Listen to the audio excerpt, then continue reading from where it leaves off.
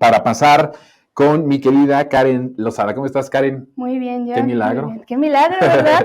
Qué bueno que estás con nosotros, Karen, como cada martes. Oye, traes un tema que a mí creo que es un tema muy interesante que yo he querido que tratemos en este espacio de Resentidos porque es, por un lado, un movimiento que se transforma en un partido, pero sin perder la esencia de seguir siendo movimiento. A propósito de que cumple, ¿cuántos años? 9 años. 9 años el Movimiento Regeneración Nacional. A ver, yo hago un planteamiento y tú me dices y le das por lo que traes, pero también quiero que me digas si estás de acuerdo o no. Me parece que a 9 años de la creación de Morena, estás hablando como partido político, Como ¿no? partido político, sí. Entonces, a ver, mi planteamiento es, lo que estamos viendo es un gran reto de Morena de, como tiene tanto poder político en tan poco tiempo acumulado como ningún otro partido lo había hecho en la historia. Entonces su gran encrucijada o su gran disyuntiva es seguir acumulando este poder político y por un lado renunciar o no a la parte de ser movimiento, porque hay un ala que quiere ser más partido político que movimiento. Hay otros que quieren ser más movimiento que partido político. Y creo que tendría que ser algo como equilibrado, ser un partido político, pero que el motor sea el movimiento social, el motor en el proyecto, el motor en la esencia, el motor en la manera de gobernar. ¿Tú crees que estamos a 9 años en un escenario en donde el partido tendrá que decidirse entre una u otra cosa o poder afianzar ambas cosas? Uy, empiezas por la parte más complicada y fue el eterno debate que se tuvo a lo interno de Morena, sí, cuando se estaba dando este paso de asociación política a partido político, porque el debate que se daba era, ¿seguimos siendo movimiento social o nos constituimos como partido? Porque el riesgo de volvernos partido es que está latente el perder, el ser movimiento, el estar dentro del movimiento. Pero el riesgo de quedarnos como partido es que no vamos a poder tener las facilidades, las rutas tan ¿vamos a tener el poder para llegar al poder? ¿Sí? Para llegar así de sencillo. Y ahí es cuando se tomó la decisión de, bueno, Morena se torna un partido político. Hoy, a 9 años, mi balance es que si bien concuerdo con lo que dices parcialmente, Morena está en un momento en el que se ha avanzado mucho electoralmente, se ha avanzado mucho como partido político, algo que no se pensaba en 2014 cuando se ratifica como partido político justamente. Hoy se tiene casi todo el país, se cuentan con los dedos de las manos los estados que no están bajo una gubernatura de Morena. Sin embargo, es cierto, si omitimos la figura del presidente López Obrador que articula el movimiento social, hay un riesgo real de que Morena se vaya hacia un partido meramente electoral. Creo que ahí el reto y el trabajo que se tendría que replantear tanto la dirigencia como la base de Morena es pensar de qué manera se puede arraigar o se puede, trabajar dentro de los movimientos sociales para que Morena no sea solamente esta gran y efectiva, sí quiero hacer este énfasis, máquina electoral, porque lo es una gran máquina electoral, pero el reto ahí es no perderse como movimiento social, porque si se pierde esta esencia del movimiento social, se pierde la esencia misma de Morena, ¿no? Porque es como se conforma. ¿Pero a costa de qué se convierte en estos 9 años Morena en una maquinaria electoral? ¿A costa de entregar las candidaturas a personas que en el pasado eran impresentables, a personas que son y representan toda esa oscuridad del neoliberalismo del que tanto hablamos aquí en Resentidos?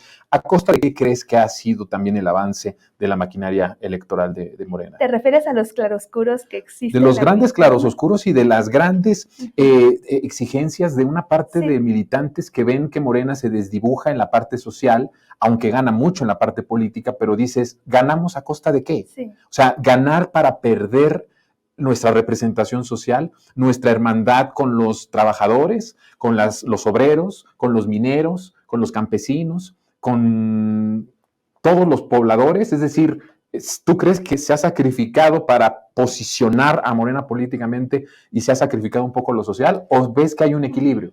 No, yo creo que como en toda organización política hay aciertos y hay errores fuertes. En el 2017 el presidente López Obrador, el hoy presidente López Obrador firmó un pacto de unidad con diferentes sectores. Fue ese el primer momento en el que Morena se abrió de lleno para que se diesen o se otorgasen la posibilidad de que personajes de esos que mencionas, no tan a la izquierda, por denominarlos de alguna forma, entrasen a representar a Morena. Fue justo ese momento en el que se dio ese quiebre. Sin embargo, en ese momento yo creo que no fue un error. Lo digo así, aunque sé que eso puede generar debate entre quienes están comentando. Yo creo que no fue un error porque el presidente López Obrador en el 2017, cuando impulsa la candidatura Juntos Haremos Historia, buscó crear un ambiente de hegemonía lo más propicio para que cuando se llegase al poder, pues se pudiese avanzar en lo sustantivo. Sin embargo, sí hay un sin embargo importante, después de que se logra este avance histórico del 2018, se tienen otras elecciones ya locales en las que sí creo que Morena, metido en esta lógica del pragmatismo por el pragmatismo, sí abrió espacios a personas que no representan ni el proyecto, ni lo comparten, y que años atrás vimos que eran quienes estaban en contra del proyecto de transformación y de regeneración nacional. Así que sí, hay una costa de este avance político, este avance electoral, sí ha tenido, y hay que decirlo muy claro, es importante la crítica y la autocrítica para sumar, no para confrontar, sí ha tenido un desplazamiento de los militantes de base. Es cierto, se ha dado. Y en lugar de que se impulsen a candidatos que vienen construyendo el partido desde que se creó, se han dado espacios a personas que o son más conocidos, aunque vengan, dígase, del PRI, dígase del PAN. ¿Hasta del PAN? Sí. Sí, en el caso de Naucalpan sucedió eso con sí. Patricia Durán sí. Y Manuel Espino son un caso representativo de este pragmatismo por el pragmatismo. Y ahí la lógica que nos explicaban es que son los más conocidos de las encuestas. Y dices, bueno, pues apechugamos. Se apechuga porque pues, son los métodos que se designaron. Sin embargo, eso no omite el que se tengan críticas, a costa de que se ha dado del desplazamiento de las bases militantes que pueden, si llegan a espacios de poder representar de una mejor manera, creo yo firmemente, la esencia del movimiento social de Morena. Ahora bien, esto ha valido la pena, sí, si lo vemos en términos del avance electoral, no, si lo vemos en términos de que se ha perdido parte del arraigo entre las bases y en el movimiento social. Sí.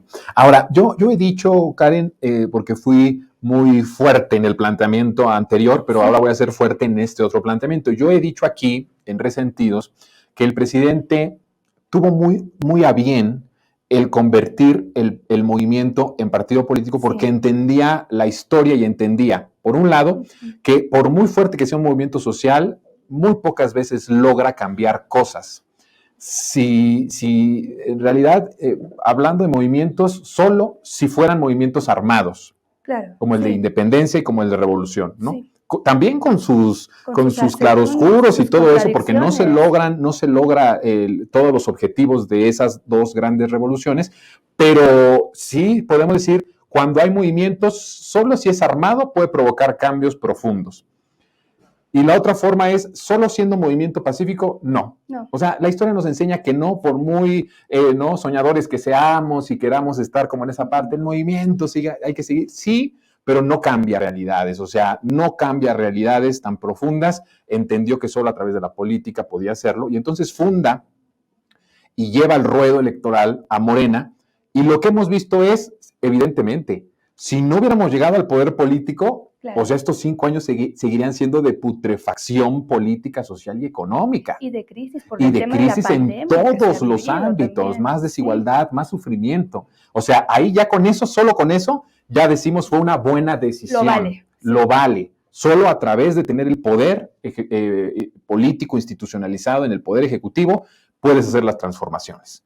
Pero ahora está la disyuntiva de lo interno, del partido. Cómo seguir conviviendo con esas bases, ni siquiera con esas bases de Morena, sino con esos sentimientos locales de lucha que se ven traicionados en el momento en que llega una candidata o un candidato que no es lo que representa o por lo que ha luchado el movimiento y el partido, y cómo poder tener ese equilibrio entre lo social y entre lo político, ¿no? Que ya conlleva una posición, que ya conlleva dinero, que ya conlleva poder, ¿no? Muy distinto a la parte social, ¿no? Uy, estos temas son creo que es el punto crítico en el que está ahorita la izquierda mexicana, o al menos la izquierda obradorista, porque hay muchos tipos de izquierdas y algunas están pues en contra inclusive de las políticas que ha implementado el presidente. Y es el eterno debate que se da entre las bases de Morena y también entre las dirigencias. ¿De qué manera se puede convivir? Resulta bastante complicado porque por un lado vemos que si bien ya veo en este momento una mayor apertura por parte de las dirigencias, lo cual yo celebro como no te imaginas, querido John, lo celebro de verdad porque había una posición un tanto vertical que ahorita ya se abrió y se está democratizando. Y también por parte de las bases ya hay mayor aprendizaje y madurez política. Eso sí lo quiero destacar. Uh-huh. Ya no se estás cayendo en el eterno error de la izquierda que me enojo y me voy, sino que ya se está entendiendo un proceso y que Morena ya no es ese partido chiquitito en el que nadie quería estar. Ahora todos quieren estar en Morena. Sí. Todos quieren estar en Morena. Bueno, hasta la derecha, el neoliberalismo quiere una representación en Morena, si no es que ya la tiene. Si no es que ya hay algunos espacios por ahí. Tiene, sí, y es que también Morena surge como un partido sumamente abierto, en el que caben todas las posiciones de pensamiento, y así viene plasmado en las estatutos. Pero antineoliberal, ¿no? Ajá, sí, iba a ser esa precisión, aunque aclara que está en contra del neoliberalismo y que está a la izquierda. Eso sí lo aclara, pero caben muchas formas de izquierda, muchas formas de hacer política. Creo que ya hay esfuerzos importantes para tener este equilibrio. Uno de ellos es el Instituto de Formación Política que está encabezando el Fisgón. Uh-huh. El Fisgón está haciendo un trabajo importante para conjugar los sentimientos de las bases y de las dirigencias. Aunque también tiene mucha crítica. Hay una crítica fuerte, claro, es bien válida, pero también creo que... Y yo no veo, yo ahí te soy sincero, sí. Qué bueno que tocas ese tema, pero yo no veo en el Fisgón, y lo digo con todo respeto, igual y me equivoco, no veo una apertura a la crítica o a la autocrítica de la forma en la que se está llevando esa formación. Sí. Porque si hay voces que están en contra de eso, ya eres un traidor. Y a lo mejor sí hay voces que lo hablan con el afán de traicionar, con el afán de la ambición y de fregarse a Morena o al movimiento. Pero hay una gran gente, hay un grupo político, social que no es traidor, que ha estado con Morena y con el presidente desde muchos años, que critican ciertas cosas del partido y que los tachan inmediatamente de traidores. Y eso me parece también que no tendría que ser, Karen, pero tú cómo ves en el caso de la formación política, que sé que además de maneras de los estatutos tiene un papel bien importante, ¿no? El de incluso en presupuesto. En presupuesto, el Instituto de Formación Política es de los espacios que tiene mayor presupuesto al interno del partido, pero más allá del Fisgón, termino esta idea, el Instituto de Formación lo encabeza el Fisgón, pero creo que hay una serie de formadores populares que están trabajando dentro del Instituto de Formación, quienes están conjugando, están haciendo esta labor de mediación entre la posición del partido y las bases, porque estos formadores son los que están saliendo a las comunidades a hacer trabajo con las cédulas de los militantes, que todavía hay algunas, todavía hay muchas, diría yo, y con ellos se está dando este intercambio, este diálogo. ¿Creo que falta más? Claro que falta más, falta muchísimo más. Se tiene que reconfigurar todo el partido, pero es una labor sumamente complicada porque ¿de qué manera logras que el partido con mayor poder de México y de América Latina, a nivel región, es el partido con más poder, poderoso, con más militantes, es un partido, es un monstruo gigantesco de la izquierda? ¿De qué manera conjugar este aparato gigantesco con los movimientos? Siendo que, ojo, también es importante entender esto. Los movimientos sociales tienen una lógica orgánica propia y Morena no puede introducirse ahora como este gran partido tan fácil dentro de los movimientos, porque en los movimientos sociales hay hay una repelencia, hay un celo natural sí, a los partidos. Claro. Era mucho más fácil para Morena tener esta sinergia con los movimientos. Cuando era movimiento nada más. Cuando era movimiento nada más. Pero ¿no crees que se empieza a tener mucha más resistencia cuando se ve que ya cuando eres partido político, en lo local empiezas a hacer porquerías o no empiezas a seguir dándole espacio a las aspiraciones de esos movimientos? Sí, creo que esa es la ruta que se tiene que seguir. Pongo un ejemplo que creo que lo menciono mucho en este programa, pero hablo mucho del tema de los cuidados. El que Morena adopte esa bandera creo que es un primer paso para tener cercanía y diálogos mucho más cercanos con el movimiento feminista. Sí. Porque se pueden generar mesas de trabajo, se pueden generar diálogos, se pueden generar movilizaciones conjuntas y de esa manera tal vez es como se podría tener ese trabajo directo con los movimientos sociales. Ojo, no todo está mal aquí. También hay liderazgos locales que sí tienen ese arraigo popular entre las colonias. Ejemplos hay muchos, pero yo no me puedo quitar de la cabeza porque apenas estoy leyendo más y me maravilla. El trabajo que hace Clara Brugada de Iztapalapa, por ejemplo, es un ejemplo claro de la conjunción entre partido, gobierno y movimiento social, porque el tema que ella está manejando para reconfigurar una ciudad olvidada está haciendo de la mano de pues ella, ¿no? Como figura de Estado, como gobierno municipal.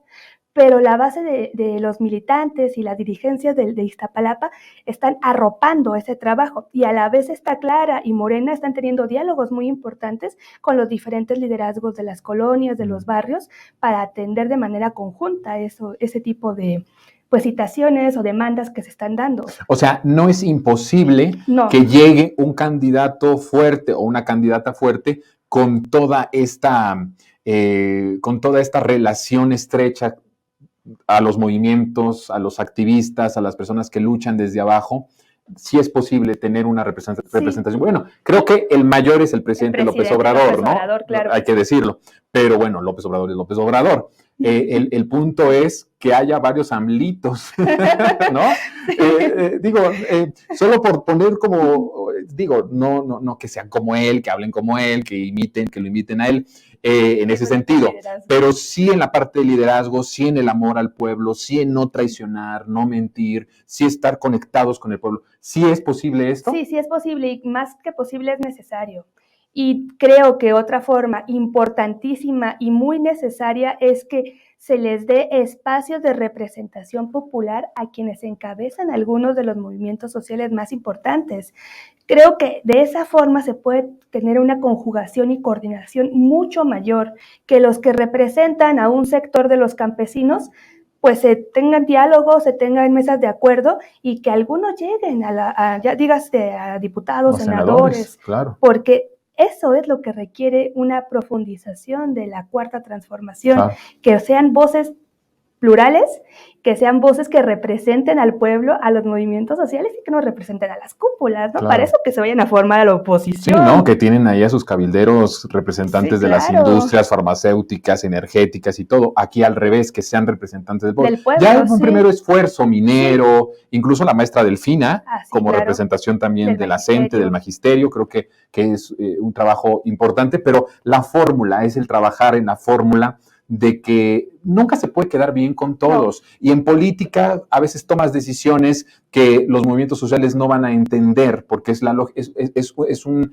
aparato distinto, ¿no? No todo se puede lograr, no todo se puede hacer, pero sí acercarse lo más posible. A manera de conclusión, Karen, ¿qué es lo que quieres decirnos? Ya el tiempo se nos termina. A manera de conclusión, creo que a 9 años del de la designación de Morena como partido político, se tiene un ejemplo claro de cómo sí se puede en pleno siglo XXI hacer una política de masas diferente y que pese a ello, a los avances electorales, los retos persisten y subsisten y se van a acrecentar tanto las contradicciones como los retos una vez que el presidente López Obrador deje la presidencia. Ese es otro gran reto. Sin embargo, concluyo, es tarea de los militantes, simpatizantes y en general del pueblo que apoya este partido, el no permitir que se impulsen o que se posicionen a los perfiles que representan a la derecha y no al Movimiento de Regeneración Nacional. Muy bien. Concluyo con ello. Mejor dicho, no se pudo haber Hecho, muchas gracias, mi querida Karen. Nos vemos el próximo martes. Nos vemos el próximo martes. Cuídate mucho. Gracias. Fue Karen Lozada aquí en Resentidos. El tiempo se nos terminó. Nos vemos mañana desde casa a las 3 de la tarde. Que esté muy bien.